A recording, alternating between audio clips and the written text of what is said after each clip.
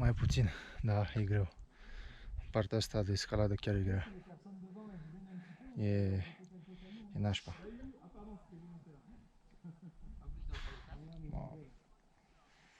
Da, mai avem așa de puțin.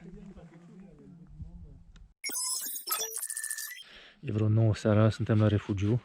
Mâine urcăm pe Vinemal. Ce vedere superbă cu luna. Tovarășii de drum. Abia așteptăm să băgăm o supă, că ne e foame. Foarte foame.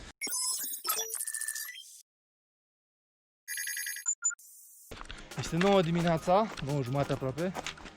Și deja simțim soarele. Să vedem ce sentimente are și Lorena. Prima oară când vine la un randone de ăsta mai greu.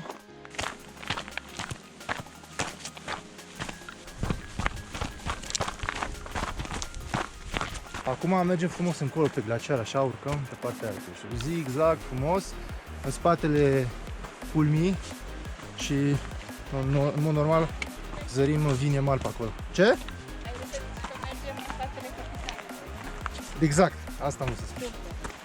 Șefa ne conduce. De aici, din poziția asta, putem vedea acolo celebra Brèche de Roland. Lângă este Cirque de Gavarnie și după aceea este Spania.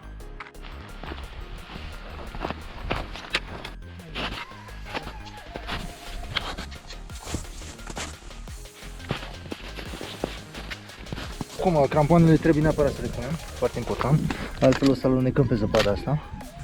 Mai avem un pic, mai avem câteva ore până sus. Cum te simți pentru prima oară pe glaciar? Foarte bine, mergem încet, așa cum îmi place. Am echipament, tot ce-mi trebuie, nu car nimic. Mersi, Alex. Tot e perfect.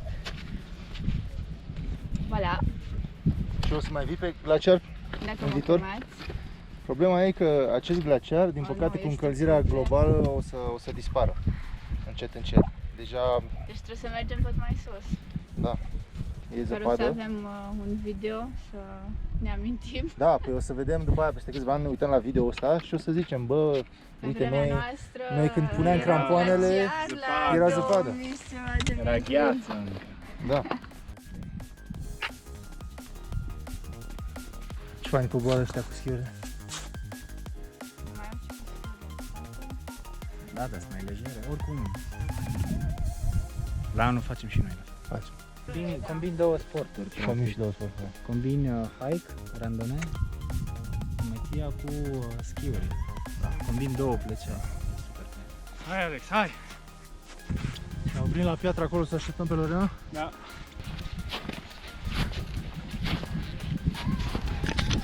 În vârful ăla de acolo. Se văd niște oameni foarte micuți, în roz, dar dacă nu se văd, el practic e acolo. Nu este de aici, e următorul ăla de acolo. Lorena e mereu în față, de-abia putem să ajungem. A crescut moralul, hă?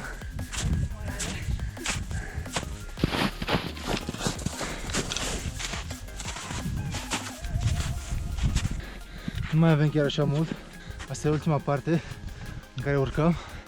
E destul de abruptă, dar vârful este tocmai aici. Mai avem de escalada partea asta. E cam aglomerat pe aici. E ceva lume. Stăm la coadă să urcăm. Dar drumul e prin partea dreaptă pe acolo.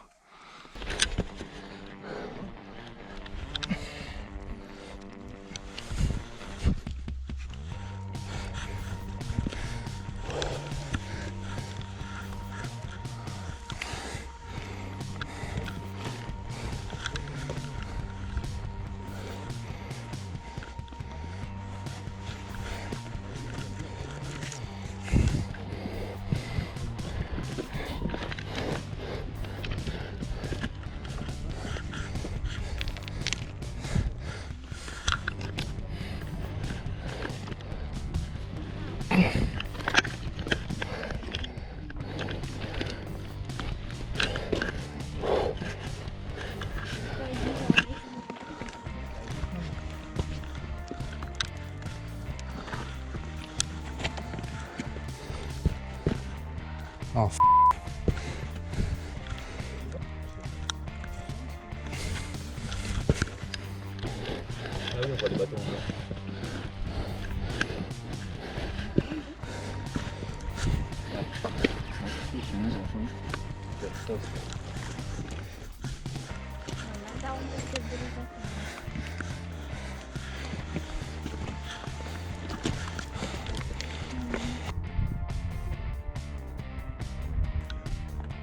Mai puțin, da, e greu.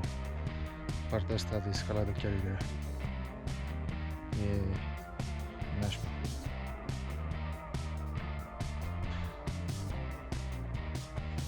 Dar mai avem așa de puțin. Pauză de apă. Mai avem cât? 10 minute până sus. Max. Maxim 10 minute până în vârf.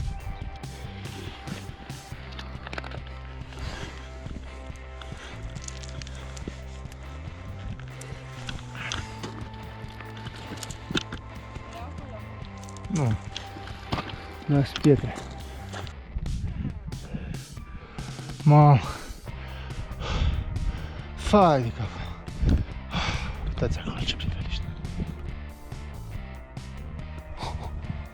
Oh. Nu, îl iau spre... Așa încolo, da, spre stânga ta.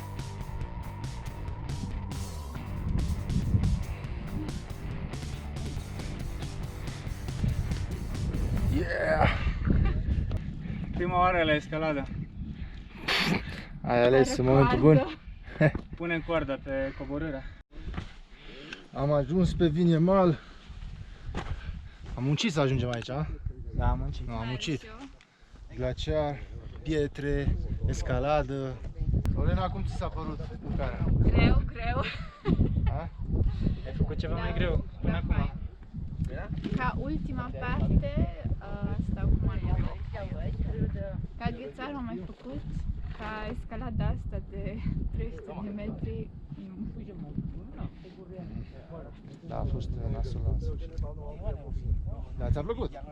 Plus că te-a ajutat și Cipri a surat. a surat. Cipri întotdeauna asurează.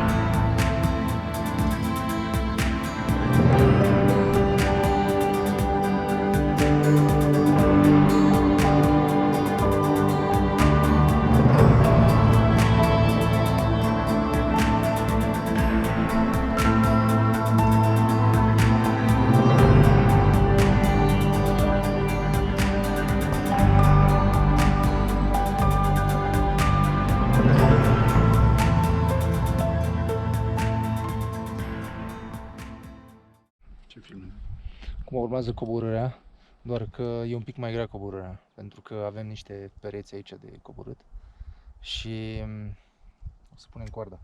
E mai safe și pentru noi și pentru Loren. Mai ales pentru Loren. Acum trebuie să coborâm toată partea asta așa, până pe ghețar și după aia vom face sanie până la refugiu. Ziceți cucu. Cucu! Ok, mergem încet de data asta.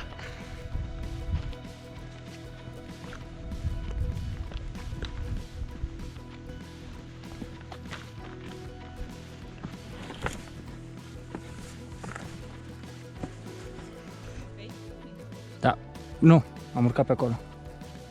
Dar acum e... Văd că e ușor pe aici.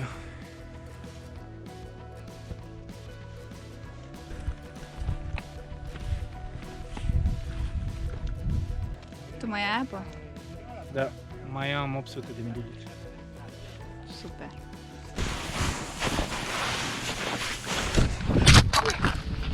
Da! Până la urmă i-am dat.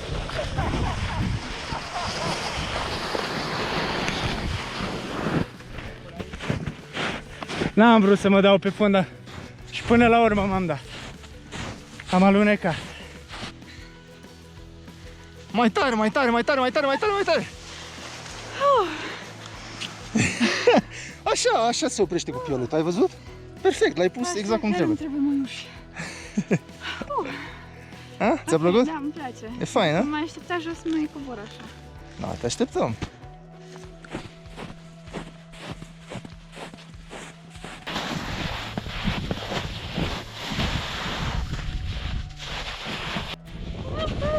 Hei, hei, hei, hei, hei. Alright. Faci așa. Bă, cred că mai pot să fac din astea. Mamă, cum vine, cum vine! Avalanșă, avalanșă!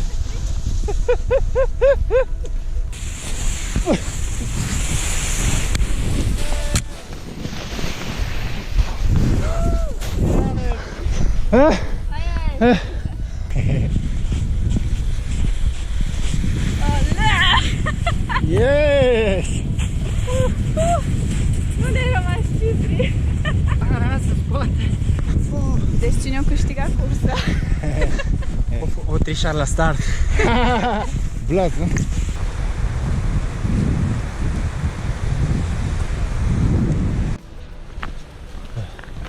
Am ajuns înapoi la baraj. Sunt rupt.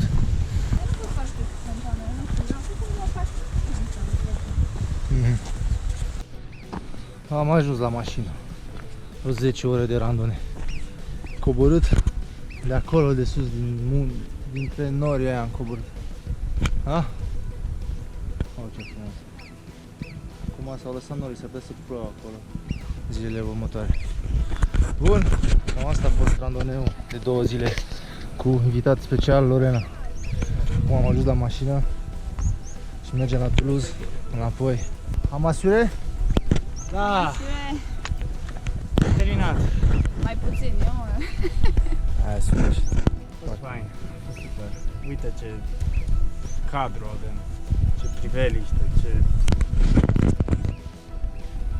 Avem de toate. Nu, Alex, mă mai las cu voi. Ne discutăm. Discutăm.